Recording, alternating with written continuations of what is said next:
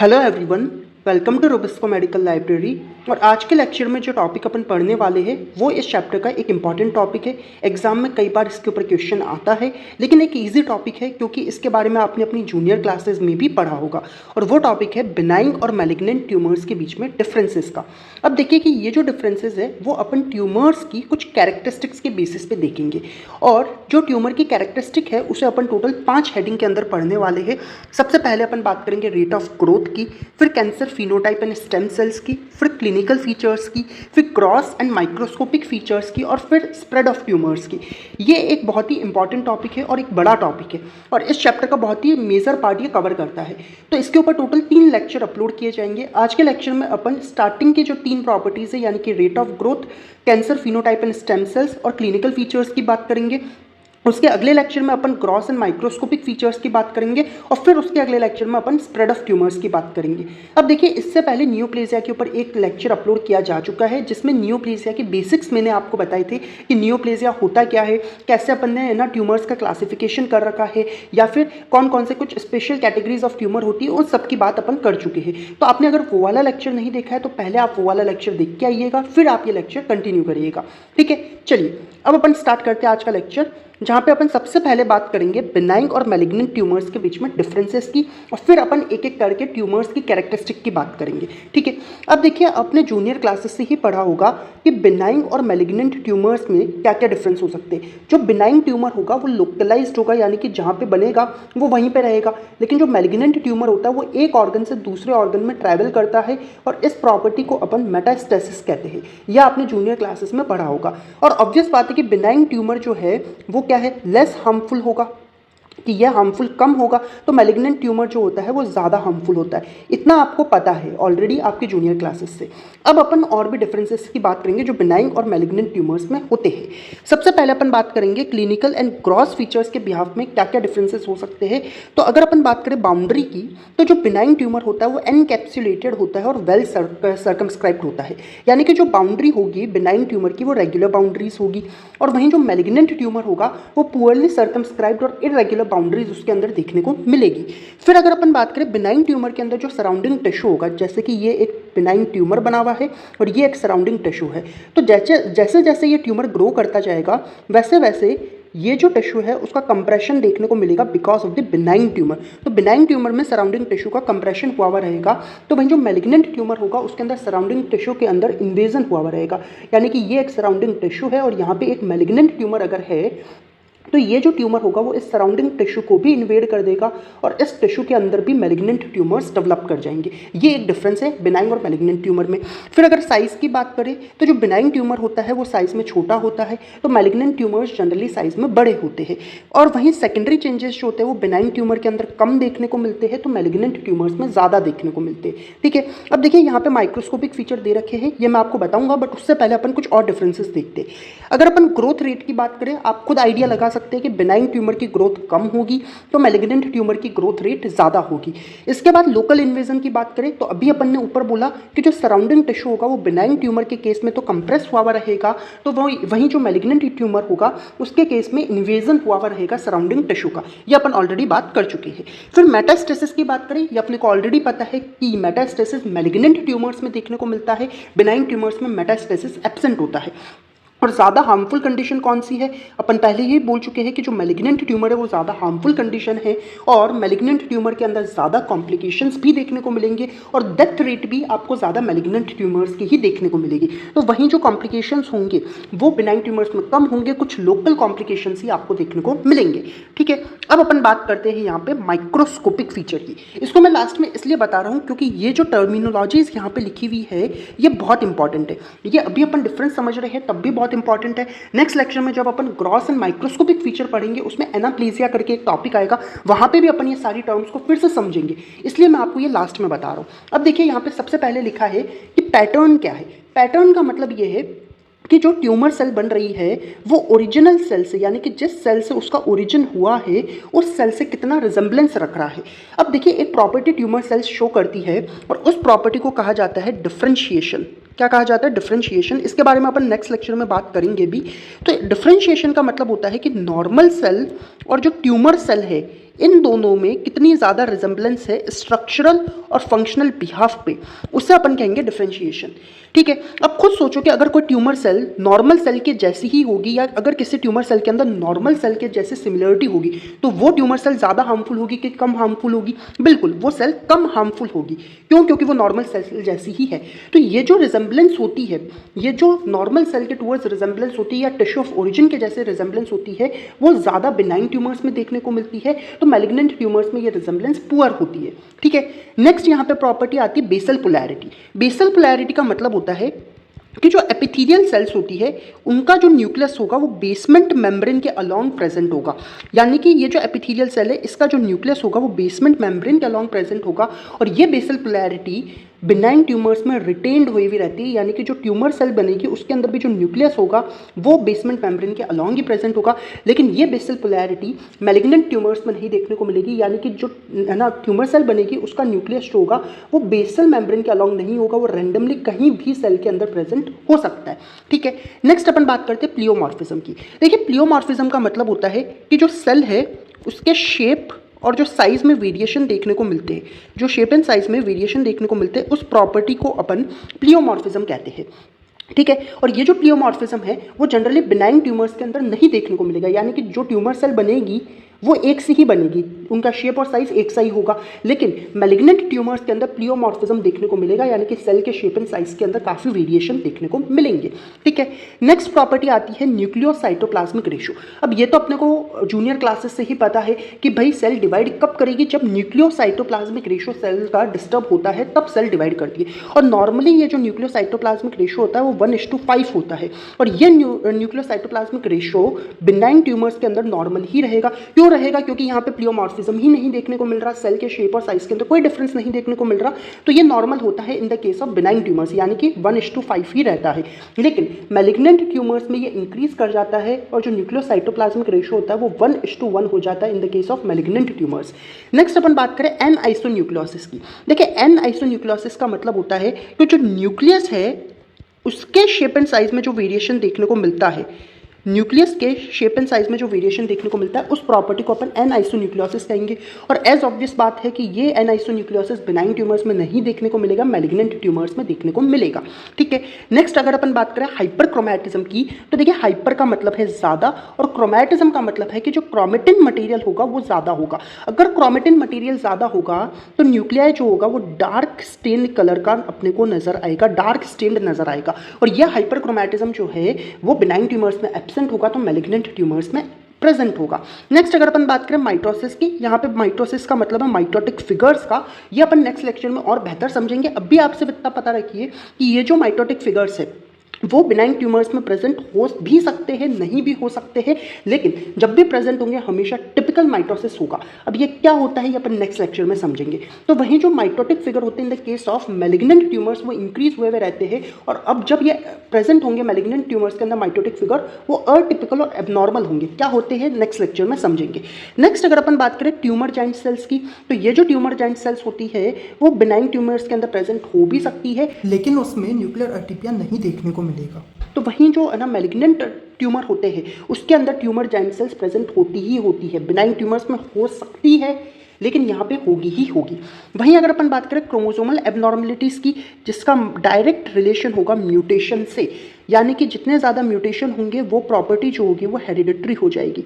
और ये जो म्यूटेशंस होते हैं या ये जो क्रोमोसोमल एबनॉर्मलिटीज़ होती है वो बिनाइन ट्यूमर्स में इतनी ज़्यादा नहीं देखने को मिलती है, लेकिन मैलिग्नेंट ट्यूमर्स में ज़्यादा देखने को मिलती है। ठीक है, नेक्स्ट अगर अपन बात करें फंक्शन की, तो जो फंक्शन होता है वो बिनाइन ट्यूमर्स के अंदर जनरली वेल मेंटेन्ड होता है। यानी कि जो नॉर्मल सेल है जिससे बिनाइन ट्यूमर बना है वो ऑब्वियस बात है कि रिजेंबलेंस रख रहा है, स्ट्रक्चरल और फंक्शनल रिजेंबलेंस रख रहा है नॉर्मल सेल के टुवर्ड्स, जिस प्रॉपर्टी को अपन डिफरेंशिएशन कह रहे हैं। तो ऑब्वियस बात है कि जो फंक्शन होगा वो बिनाइन ट्यूमर्स के अंदर वेल मेंटेन्ड होता है। वहीं मैलिग्नेंट ट्यूमर्स के अंदर ये फंक्शन हो सकता है कि रिटेन हो सकता है फंक्शन लॉस हो जाए, या हो सकता है कि एबनॉर्मल हो जाए। यानी कि भाई ट्यूमर बना, हो सकता है कि पहले के जैसा ही फंक्शन कर रहा हो सकता है कोई ही फंक्शन ना कर रहा हो, या हो सकता है कि फंक्शन तो कर रहा हो लेकिन कुछ अलग ही फंक्शन परफॉर्म कर रहा हो जिसके रिक्वायरमेंट ना हो। ठीक है, तो ये अपन ने बात करी बिनाइन एंड मैलिग्नेंट ट्यूमर्स के बीच में डिफरेंसेस की। नेक्स्ट अपन अब बात करने वाले हैं कैरेक्टरिस्टिक्स ऑफ ट्यूमर की। Next we will be talking about characteristics of tumour. और अपन पहले ही बोल चुके हैं कि ट्यूमर की जो कैरेक्टरिस्टिक होगी वो अपन टोटल 5 हेडिंग में पढ़ेंगे। एक तो रेट ऑफ ग्रोथ, एक cancer phenotype and stem sales, एक क्लिनिकल एंड ग्रॉस फीचर, एक माइक्रोस्कोपिक फीचर, एक अपन बात करेंगे स्प्रेड ऑफ ट्यूमर की। आज के लेक्चर में अपन ऊपर की 3 प्रॉपर्टी की बात करने। तो सबसे पहले अपन बात करेंगे रेट ऑफ ग्रोथ की, रेट ऑफ ग्रोथ की। और अभी अपन ने ऊपर बिनाइन और मैलिग्नेंट ट्यूमर्स में जब डिफरेंसेस देखे तो अपन ने ये कहा कि मैलिग्नेंट ट्यूमर्स के अंदर ग्रोथ रेट ज्यादा होती है as compare to the benign tumours, और बिनाइन ट्यूमर्स से भी कम ग्रोथ रेट अपने को अपनी नॉर्मल सेल्स के अंदर देखने को मिलती है। तो ये जो ग्रोथ रेट होती है वो 2 फैक्टर्स के ऊपर डिपेंड करती है। पहला फैक्टर तो है rate of cell production, rate of cell production. इसके अलावा अपन कहेंगे growth fraction, growth fraction and rate of cell loss. इसका मतलब क्या है? इसका मतलब सीधा सीधा ये है कि कितनी सेल्स ऐसी है जो डिवाइड कर सकती है, ग्रोथ कर सकती है, यानी कि कितनी सेल्स प्रोलिफरेटिंग पूल में है, प्रोलिफरेशन कर सकती है। पहला तो ये। और फिर कर सकती है तो ठीक है, लेकिन किस रेट पे कर रही है, that's the rate of growth, या फिर अपन कहेंगे रेट ऑफ डिविजन, कि किस रेट पे कर रही है। और फिर तीसरा आता है कि भाई ठीक है डिवाइड कर दी, लेकिन किस रेट पे सेल का लॉस हो रहा है, रेट ऑफ सेल लॉस, यानी कि अपन बात करेंगे कि किस रेट पे अपॉप्टोसिस हो रहा है। तो इन 3 चीजों के ऊपर डिपेंड करेगा ये पहला फैक्टर। फिर दूसरा फैक्टर आता है जिसके ऊपर रेट ऑफ ग्रोथ डिपेंड करेगी, that's the degree of differentiation, degree of differentiation. अब इस चीज को थोड़ा सा आप ध्यान से समझिएगा क्योंकि थोड़ी सी टिपिकल ये चीज हो सकती है। अभी अपन ने ऊपर कहा कि डिफरेंशिएशन का मतलब क्या होता है कि जो ट्यूमर सेल बनी है वो ट्यूमर सेल नॉर्मल सेल के साथ में कितनी स्ट्रक्चरल और फंक्शनल रिजेम्बलेंस रख रही है, उससे अपन कहते हैं डिफरेंशिएशन। अब आप खुद सोच के देखिए कि भाई अगर कोई ट्यूमर सेल नॉर्मल सेल से ज्यादा रिजेम्बलेंस रखेगी, यानी कि वो नॉर्मल सेल के जैसी ही हो रही है, तो क्या वो सेल के अंदर ग्रोथ रेट ज्यादा होगी? क्या नहीं होगी, क्योंकि ऑब्वियस बात है ट्यूमर सेल्स के अंदर growth rate as compare to the normal cells ज्यादा होगी। लेकिन अगर ट्यूमर सेल्स की रिजेम्बलेंस नॉर्मल सेल के साथ में ज्यादा है तो उसके अंदर ग्रोथ रेट अल्टीमेटली कम होनी चाहिए। इतना समझ आया? तो अपन कह सकते हैं कि जो पुअरली डिफरेंशिएटेड टिश्यू या जो पुअरली डिफरेंशिएटेड सेल होगी, यानी कि जिसके अंदर डिफरेंशिएशन कम होगा, रिजेम्बलेंस कम होगी, उसमें ग्रोथ रेट ज्यादा होगी as compare to the well differentiated cell. ये समझ आया? वेल डिफरेंशिएटेड सेल मतलब अपन कह सकते हैं कि जो ग्रोथ रेट होगी वो डिफरेंशिएशन से इनवर्सली प्रोपोर्शनल होगी, that will be inversely proportional to differentiation. ये समझ आया आपको? ठीक है। तो ये अपन ने बात करी कि भाई किस तरीके से growth rate degree of differentiation से अफेक्ट होती। इसके अलावा अपन देखते हैं कि ये जो ट्यूमर सेल्स होती है, ये ट्यूमर सेल्स कुछ ग्रोथ फैक्टर्स को सिक्रीट करती है, और ये ग्रोथ फैक्टर्स ट्यूमर सेल की ग्रोथ को काफी हद तक अफेक्ट करते हैं। यहाँ पे कुछ इंपॉर्टेंट ग्रोथ फैक्टर्स के नाम हैं जो आपको पता होने चाहिए, धीरे धीरे आपको याद हो जाएंगे क्योंकि पूरी पैथो के अंदर ये नाम कई बार आपको देखने को मिलेंगे। सबसे पहला नाम है एपिडर्मल ग्रोथ फैक्टर। दूसरा अपन बात कर रहे हैं फाइब्रोब्लास्ट ग्रोथ फैक्टर। तीसरा अपन कह रहे हैं platelet derived growth factor. Fourth we are talking about the transforming growth factor beta. Fifth, we are talking about colony stimulating factor. Sixth, we are saying vascular endothelial growth factor. And seventh, we are saying hepatocyte growth factor. इनके अलावा भी बहुत से growth factors हो सकते हैं। बस ये कुछ इंपॉर्टेंट नाम है जो आपको पता होने चाहिए, रटने की जरूरत नहीं है, टाइम के साथ में आपको अपने आप याद हो जाएंगे क्योंकि कई बार पैथो के अंदर ये नाम आने वाले हैं और कई नाम आप ऑलरेडी पढ़ चुके हैं प्रीवियस चैप्टर्स में। ठीक है, तो नेक्स्ट अपन अब बात करेंगे यहाँ पे cancer phenotype and stem cells की, that's the second characteristic of the tumour cell. अब देखिए कि जो कैंसर फिनोटाइप है और जो स्टेम सेल्स है उसमें अपन ये देख रहे हैं कि भाई जो नॉर्मल सेल्स होती है वो कुछ प्रॉपर्टीज को फॉलो करती है, जैसे कि नॉर्मल सेल्स के अंदर जो डिवीजन की एबिलिटी होती है वो लिमिटेड होती है। ठीक है, एक टाइम तक वो सेल डिवाइड करेगी, उसके बाद सेल की डेथ होगी, यानी कि सेल डेथ और सेल डिवीजन के बीच में एक बैलेंस अपने को नॉर्मल सेल में देखने को मिलता है। लेकिन ये कंट्रोल मैकेनिज्म अपने को ट्यूमर सेल में नहीं देखने को मिलता है। तो यही कुछ डिफरेंसेस है जो मैं आपको बता रहा हूँ। यहाँ पे मैंने नॉर्मल सेल की प्रॉपर्टीज लिख रखी है और इनके कैसे कैंसर सेल इन प्रॉपर्टीज में वेरी करता है नॉर्मल सेल से, ये मैं बताता हूँ। देखिए नॉर्मल सेल्स के अंदर ग्रोथ लिमिटेड होगी, तो कैंसर सेल के अंदर ग्रोथ अनलिमिटेड होगी, डिवीजन लगातार अपन देखे तो करती रहेगी। नॉर्मल सेल्स के अंदर सेल डेथ होगी, कैंसर सेल में सेल डेथ होगी, लेकिन जिस रेट पे सेल बनेगी और जिस रेट पे सेल की डेथ होगी, ये रेट बहुत ही ज्यादा मिसबैलेंस हो रखी होगी। इसलिए अपन कह सकते हैं कि कैंसर सेल एक तरीके की इमोर्टैलिटी को अचीव कर देती है, क्योंकि डिवीजन बहुत ज्यादा होता है। इसके बाद नॉर्मल सेल्स जो होती है वो फंक्शन परफॉर्म करती है। कैंसर सेल्स ये फंक्शन जो है या तो क्वालिटेटिवली या क्वांटिटेटिवली डिग्रेड कर देगी, या हो सकता है कि फंक्शन परफॉर्म ही ना करे, या हो सकता है कि एबनॉर्मल फंक्शन परफॉर्म करे। और कैंसर सेल का मतलब है यहाँ पे मेनली अपन बात कर रहे हैं मैलिग्नेंट ट्यूमर्स की जो सेल्स होती है उनकी। ठीक है, इसके अलावा नॉर्मल सेल के अंदर म्यूटेशन नहीं देखने को मिलेगा, कैंसर सेल में म्यूटेशन देखने को मिलेगा। नॉर्मल सेल में मेटास्टेसिस नहीं होगा, कैंसर सेल में मेटास्टेसिस होगा। नॉर्मल सेल में कोई इन्वेजन नहीं होगा, कैंसर सेल में इन्वेजन देखने को मिलेगा। तो इस तरीके से कैंसर सेल नॉर्मल सेल से वेरी करती है बहुत सी प्रॉपर्टीज में, जिसकी वजह से कैंसर सेल एक तरीके की इमोर्टैलिटी अचीव कर देती है, इमोर्टैलिटी अचीव कर लेती है। ये अपन ऑलरेडी बात कर चुके हैं। ठीक है, चलिए नेक्स्ट अपन अब जो प्रॉपर्टी पढ़ रहे हैं वो है क्लिनिकल फीचर्स की। जो ट्यूमर सेल्स में अपन नेक्स्ट कैरेक्टरिस्टिक देख रहे हैं दैट्स दी क्लिनिकल फीचर्स। और ये अपन ऑलरेडी बात कर चुके हैं कि देखिए जो बिनाइन ट्यूमर्स होंगे वो क्या होंगे, स्लो ग्रोइंग होंगे, उनकी ग्रोथ रेट कम होगी as compare to the malignant tumours.